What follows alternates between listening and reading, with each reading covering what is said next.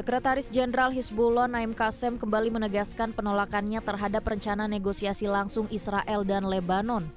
Dalam sebuah pernyataan pada hari Senin kemarin, Qassem mengatakan bahwa kelompoknya menolak tegas negosiasi langsung tersebut, serta menegaskan bahwa Hizbullah akan melanjutkan perlawanan defensif dan tidak akan menyerahkan senjata.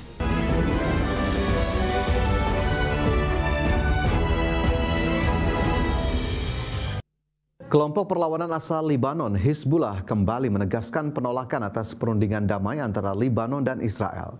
Hizbullah pun menawarkan sejumlah solusi perdamaian antara Libanon dan Israel. Sekretaris Jenderal Hizbullah Naim Qassem kembali menegaskan penolakannya terhadap rencana negosiasi langsung Israel dan Lebanon.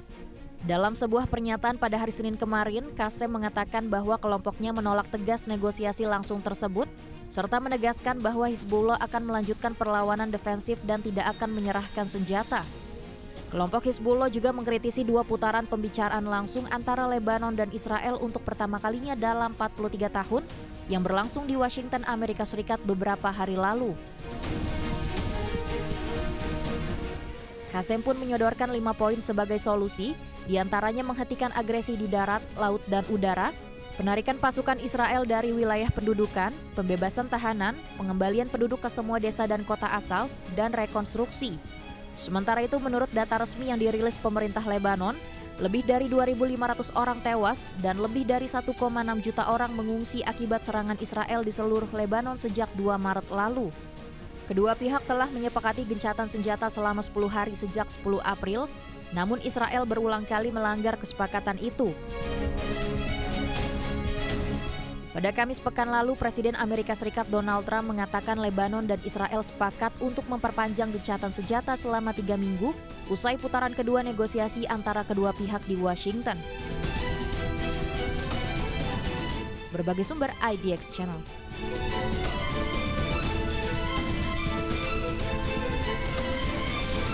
PT Kereta Api Indonesia Persero menyerahkan sepenuhnya kepada Komite Nasional Keselamatan Transportasi atau KNKT untuk melakukan investigasi secara menyeluruh penyebab kecelakaan kereta di Stasiun Bekasi Timur.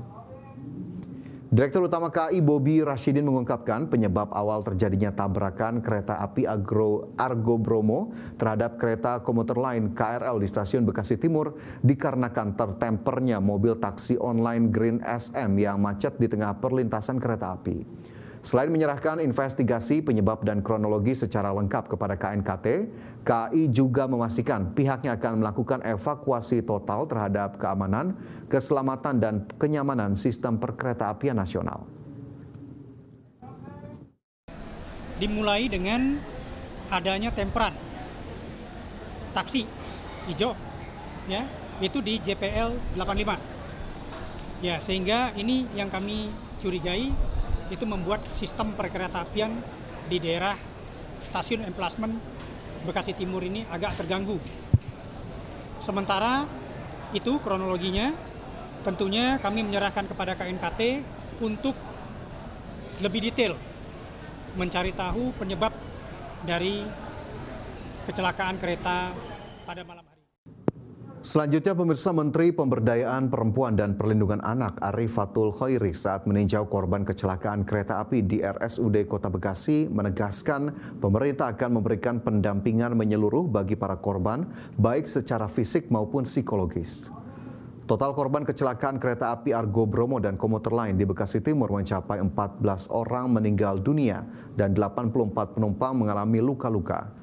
Kesemua korban yang telah tercatat adalah mayoritas perempuan yang berada di posisi gerbong paling belakang.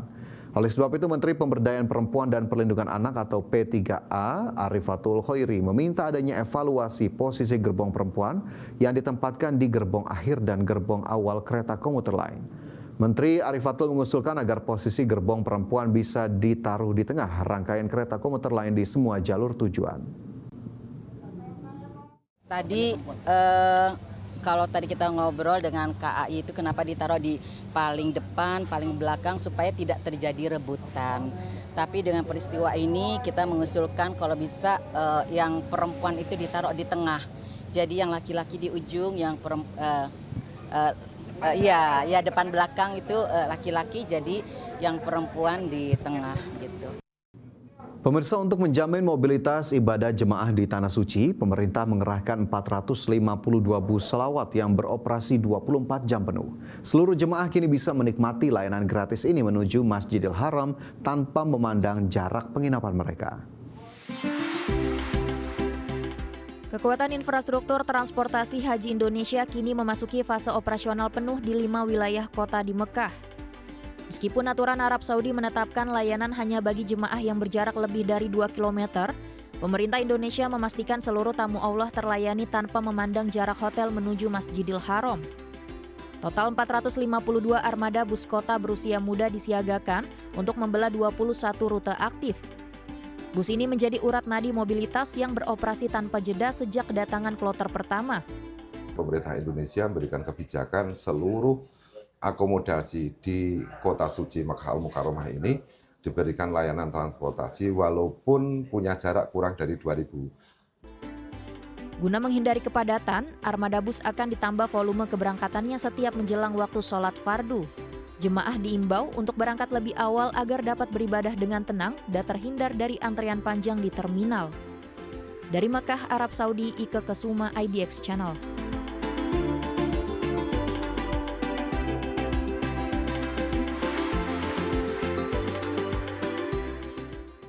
Kini jemaah haji bisa memanfaatkan aplikasi Kawal Haji sebagai media pelaporan terpadu jika menemui kendala selama berada di Tanah Suci. Aplikasi Kawal Haji berfungsi sebagai wadah bagi para jemaah maupun petugas untuk melaporkan berbagai kebutuhan layanan penyelenggaraan haji secara cepat.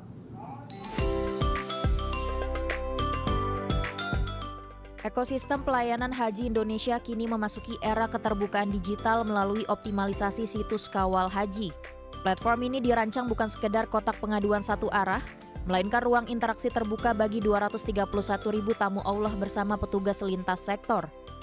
Berbagai kendala mulai dari distribusi konsumsi, keterlambatan transportasi, hingga laporan jemaah tersesat dapat terpantau secara transparan.